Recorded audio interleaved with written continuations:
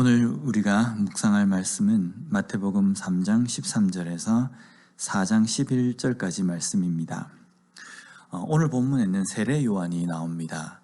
이 세례 요한은 어떤 사람입니까? 이사야 40장 3절 말씀을 보면요, 외치는 자의 소리여 이르되 너희는 광야에서 여호와의 길을 예비하라, 사막에서 우리 하나님의 대로를 평탄하게 하라 라는 말씀을 하십니다. 바로 이 광야에서 외치는 소리가 세례 요한을 두고 하시는 말씀입니다.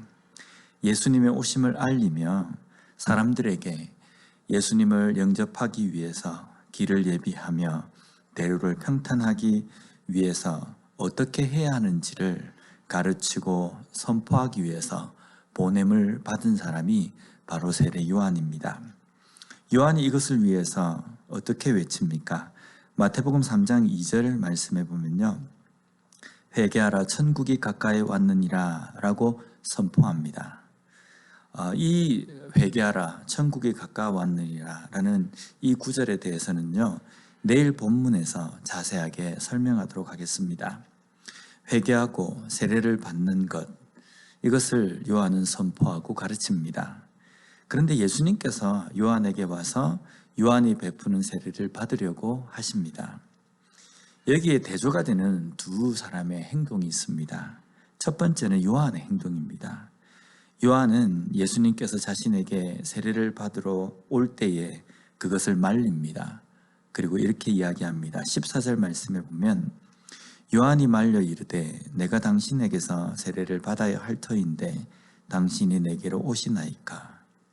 요한의 이런 행동이 예수님이 권위적으로 자신보다 높기 때문에 내가 감히 당신에게 세례를 줄 수 없다라는 의미의 행동이 아닙니다. 이것은 예수님이 진정한 세례인 성령의 세례를 주시는 분이시기 때문에 물로 세례가 필요하지 않다라는 의미입니다. 하지만 요한의 이런 행동은 반만 맞는 겁니다. 요한의 이 행동에 대해서 예수님은 뭐라고 말씀하십니까? 15절 말씀에 보면 예수께서 대답하여 이르시되 이제 허락하라, 우리가 이와 같이 하여 모든 의를 이루는 것이 합당하니라 하시니 이에 요한이 허락하는지라. 여기에 보면 예수님께서 모든 의를 이루는 것이다 라고 말씀합니다. 여기에 의는요, 디카이오시네라는 단어입니다. 의, 옳음이라는 뜻입니다. 그리고 이것은 하나님께서 인간에게 요구하시는 의를 의미합니다. 하나님께서 인간에게 요구하시는 옳음, 의는 무엇입니까? 창세기에 아담에게 요구하신 의는 선악과를 먹지 말라는 하나님의 말씀에 순종하는 것이었습니다. 그러나 그것을 어김으로 의를 저버렸습니다. 지금 예수님께서 요한에게 말씀하시는 의가 바로 이것입니다. 하나님의 명령, 하나님께서 만드신 의에 대한 공식을 의미합니다. 그 공식을 충족하기 위해서는 예수님도 예외가 없이 세례를 받는 것입니다. 왜 그렇습니까? 세례는 회개와 함께 하나님의 나라에 대한 영접을 의미합니다. 그리고 지금 예수님은 완전한 신이심과 동시에 완전한 인간으로 오신 분이시기 때문에 예수님도 이것을 행함으로 하나님의 공식에 합당한 의를 가진 인간으로서 사역하시기 위해서입니다. 하나님은 공식, 룰을 깨시는 분이 아니십니다.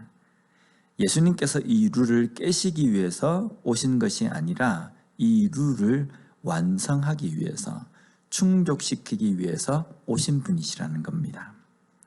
우리가 회개하고 세례를 받는다는 것은 이런 의미가 있는 겁니다. 물론 단순하게 세례를 받는 행위가 아니라 회개에 대한 합당한 열매, 진정한 회개를 맺으며 진정한 회개를 하며 살아가는 삶입니다. 이것은 자격증이 아니라 어쩌면 지속적으로 보수 교육이 필요한 과정과 같은 것입니다.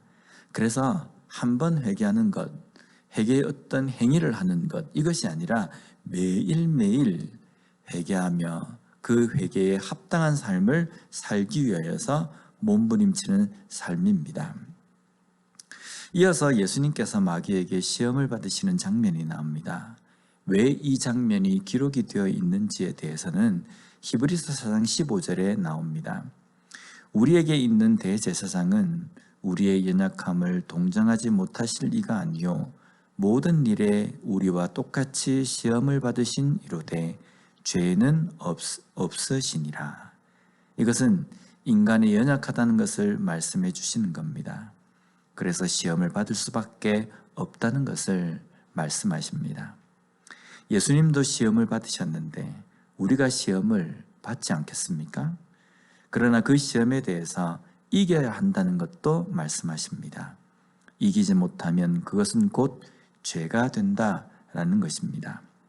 그리고 이 이김은 바로 오늘 본문에서 말씀하신 것처럼 하나님의 말씀으로 이길 수 있으며 우리와 같이 시험을 받으신 예수님께 도움을 간구할 때 이길 수 있다는 것을 말씀하십니다.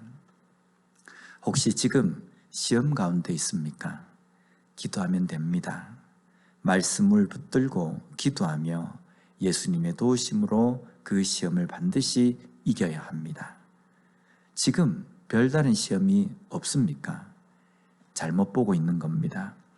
지금 우리 주변에 내 눈앞에는 시험의 상황이 지뢰처럼 가득합니다. 이것에 져서 넘어져 죄를 범하지 않기 위해서 우리는 깨어서 기도해야 합니다. 말씀을 붙들고 예수님의 도우심을 의지해야 합니다. 오늘 우리에게 주어진 이 하루의 삶 속에서도 이런 삶을 살아감으로 말미암아 시험에 지지 않고 승리하는 우리 모두가 되었으면 좋겠습니다. 기도하겠습니다. 하나님 감사합니다. 오늘 말씀을 통해서 다시 한번 이 땅에서의 우리의 삶 속에 일어나는 여러 가지 시험과 같은 상황을 어떻게 우리가 대처해야 하며 또 어떻게 바라봐야 하는지 깨닫게 해주시니 감사합니다. 하나님, 우리에게 오는 여러 가지 시험의 상황들을 말씀을 붙들고 또 예수님께 도움을 간구함으로 말미암아 승리하며 걸어갈 수 있는 우리의 삶이 되게 하여 주시옵소서. 또한 회개의 삶을 살게 하여 주시고 회개에 합당한 열매를 맺으며 살아가는 우리가 될 수 있도록 주님 붙들어 주시옵소서. 예수님 이름으로 기도드립니다. 아멘.